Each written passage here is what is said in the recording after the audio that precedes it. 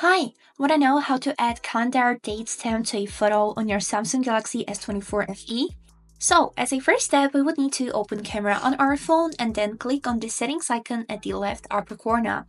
Here, we would need to go to this tab which is named Watermark, but firstly, we would need to of course enable it by clicking on this slider. Then click on the name of this tab, and here, as you can see, we can choose which watermark we can add on the photo. So here we got model name, date, and time. I'll remove the model name and choose the date.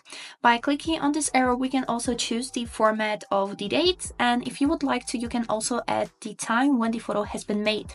Here is it how it looks. We can also change the font of the watermark and choose alignment, which moves the watermark around the photo like this. So let's leave it like this and test it. I'll go back to camera, make a random photo here. And then if I'll open this photo in my gallery, we would be able to see here a watermark which has to load for a while. And that's it. We can see it here, 5 November 2024, 15:37.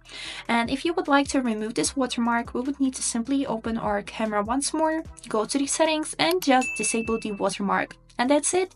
I hope this video helped. Thanks for watching.